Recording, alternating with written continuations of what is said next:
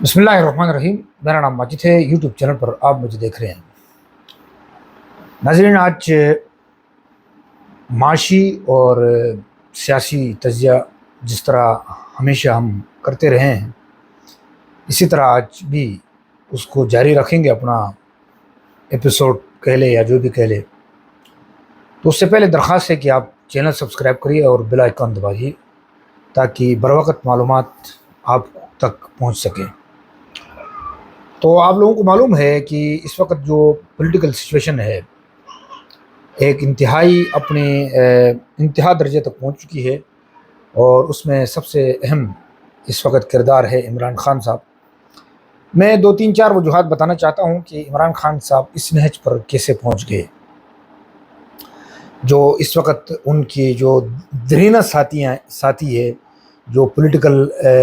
22 سال سے جو اکٹھے تھے، جن کی شامل تھے جو اس تحریک میں، آج انہوں نے ساتھ چھوڑ دیا۔ تو یہاں پر میں تھوڑا سا بتانا چاہتا ہوں کہ ہر چیز کا ایک حد ہوتی ہے، ایک اعتدال سے بھی تھوڑا سا آگے جاؤ تب بھی انسان گنجائش میں بنتی ہے کچھ چیزیں۔ یا تو آپ کے پاس وہ اسٹرینتھ ہو جس پہ آپ سمجھے کہ جس طرح طیب اردگان کے ساتھ عوام الناس نے باہر نکل کر جو ان کی حکومت بچائی اور فوجی بغاوت کو انہوں نے بزور بازو روک کر دکھایا، جو تعداد تھی وہ تعداد فقید المثال تھی۔ ہمارے پاکستان میں تعداد کم تھی، لیکن فسادات کرنے والے وہ کچھ لوگ تھے جو فسادات زیادہ نظر آئے۔ تو یہ بہانا چاہیے تھا ان کو بھی، پھر انہوں نے آپ لوگوں کو ٹارگٹ کیا، اور اسی طرح جو لا لیسنس نظر آئی، اور اس کو ہر پولیٹیکل لیڈرشپ نے اس کی حمایت کی تھی شروع میں۔ عوام کا رد عمل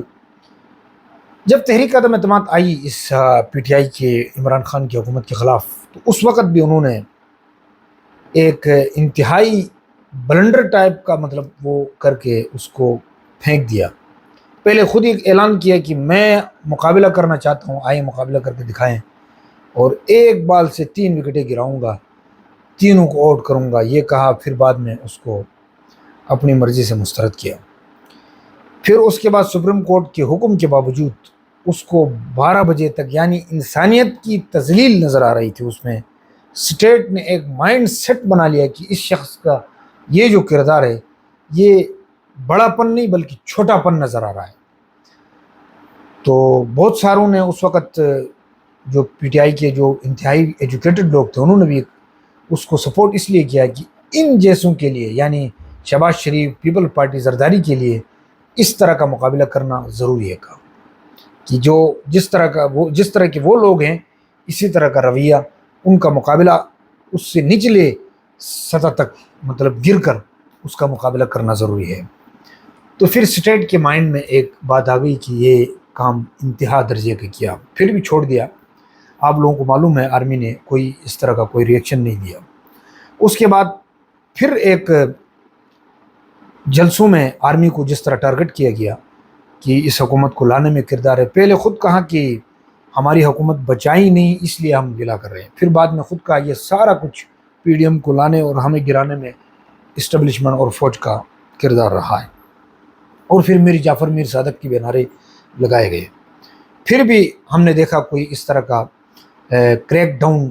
پی ٹی آئی کے خلاف نظر نہیں آیا۔ پھر اس کے بعد احتجاجی مظاہروں کا اعلان کیا، جس میں پولیس اور فورسز نے روکنے کی کوشش کی وزیر داخلہ کے فیصلے کے مطابق۔ پھر اس کے بعد بہت ساری باتیں جو پھیلائی گئی، اب اللہ واللہ عالم کہ یہ سچ ہے نہیں ہے، کہ اسٹیبلشمنٹ اس کو مارنا چاہ رہی ہے، اس کو مارنا چاہ رہی ہے۔ مراد سعید نے پھیلایا اور عمران ریاض خان نے پھیلایا، بہت ساروں نے طرح طرح کی باتیں پھیلائی۔ اب وہ صداقت ہے یا نہیں ہے ہم تو کچھ نہیں کہہ سکتے۔ ہاں، بہت پہلے ایک چھپا کردار نظر آتا تھا جس میں لوگوں کا اس طرح اغوا ہونا، قتل ہونا معمول کی بات تھی، لیکن پچھلے کچھ عرصے سے ہمیں یہ نظر نہیں آ رہا ہے۔ لیکن اس کے باوجود پھر بھی کریک ڈاؤن نظر نہیں آیا۔ پھر ایک آرمی چیف کی تعیناتی کے لیے ایک طویل اس کے پی ٹی آئی والے، اور چونکہ پی ٹی آئی کی لیڈرشپ کھل کر اس بات کا اظہار نہیں کر رہی ہے، لیکن ہماری بھی اطلاعات کے مطابق، اور میں آپ کو بتا دوں منیف فاروق جو انتہائی سینئر صحافی ہے جیو نیوز کے، اس نے بھی چیلنج کے ساتھ کہا کل پروگرام میں کہ عمران خان صاحب نے حتی الوسع کوشش کی کہ عاصم منیر کو آرمی چیف نہ بنانے کے لیے، اور اس کے گواہان موجود ہے، اور جو انہوں نے اس کی لیے اس کو روکنے کے لیے جو ایکٹیویٹیز کی وہ بھی سامنے ہے ثبوت کے طور پر، لیکن وہ کامیاب نہ ہو سکے، تو پھر اینڈ میں انہوں نے عارف علوی نے ان کو کہا کہ یہ کام خوش اسلوبی سے ہونا ہمارے حق میں ہے۔ پھر ان کو ایک امید نظر آ گئی پی ٹی آئی کے ورکر کو بھی، تمام لوگوں کو، اور کہ چونکہ میجارٹی جو 9 قومی اسمبلی کے جو 9 حلقوں میں براہ راست جیتنا، تو پھر بھی ابھی بھی واضح روشن کی طرح سب کے سامنے ہے کہ ان کی پاپولیرٹی ان کی نظر آ رہی تھی، لیکن پھر انہوں نے صوبائی اسمبلی توڑ کر ایک دفعہ پھر بحران کا شکار کر دیا، پھر بھی آرمی نے مداخلت نہیں کیا۔ اور یہاں پر ایک اہم ترین بات آپ کے ساتھ شیئر کروں گا، شاید آپ کو معلوم ہو، کیونکہ میں جب بھی اپنا قومی مفاد پہ معاشی تجزیہ پیش کرتا ہوں تو آپ کو اندر کی خبریں بتانا پسند نہیں کرتا ہوں، میں اپنا وہ اسی حساب سے معمول کے مطابق چلنا پسند کرتا ہوں۔ چیف جسٹس نے 14 مئی کے جو اس حوالے سے فیصلہ کرنے سے پہلے خود آرمی چیف سے ملاقات کرنے گئے تھے، اور وہاں پر بھی آرمی چیف نے ان کو یہ نہیں کہا کہ آپ عمران خان کے خلاف فیصلے دیں۔ آرمی چیف نے کہا ہمارا ان سے کوئی لینا دینا نہیں ہے، ان تمام فیصلہ ہم نے سیاست سے کنارہ کشی اختیار کر لیا ہے، اور اس بات سے واضح ثبوت ملتے ہیں کہ آرمی چیف نے واقعی کوئی مداخلت نہیں کی ہے۔ پھر یوں ہوا کہ صرف ایک میں بتاؤں کہ یہ جو جتنے بھی مقدمات ہیں انہوں نے کہا سیاسی ہے، باقی آپ کی مرضی ہے، یہ کہہ کر چل دیے اور آگے ہیں آپ کے سامنے۔ باقی اس وقت دونوں فیصلے جو ہے احتجاج کے ذریعے لیے جا رہے ہیں۔ تو ابھی آخری خبر یہ ہے کہ اس وقت 2 بڑے صحافیوں نے ٹویٹر پہ شیئر کیا ہے کل سے کہ عمران خان کو یہ پیغام دیا گیا ہے کہ یا آرمی ایکٹ کے تحت ملٹری کورٹس کا سامنا کریں یا بیرون ملک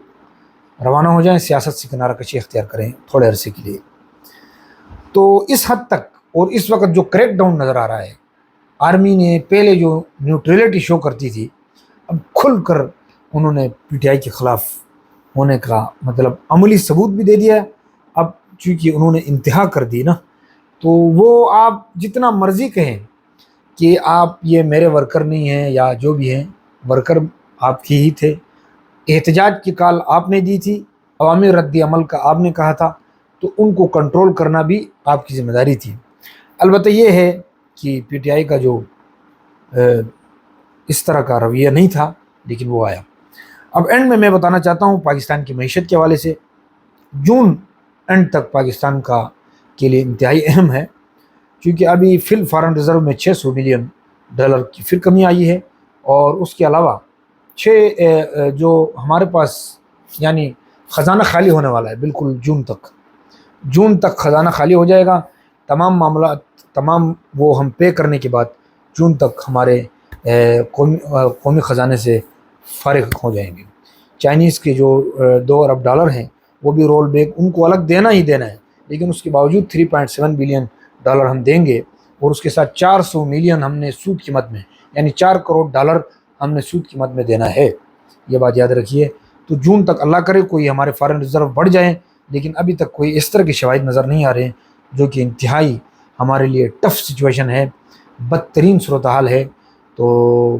ویسے جیسے میں نے پہلے کہا تھا کہ لون پے کریں گے تو ہمارے لیے ایک اچھی بات ہے، لیکن لون ہم پے کریں گے اور اپنا خزانہ خالی کر چکے ہوں گے۔ شکریہ ناظرین، اجازت دیجیے، اللہ حافظ۔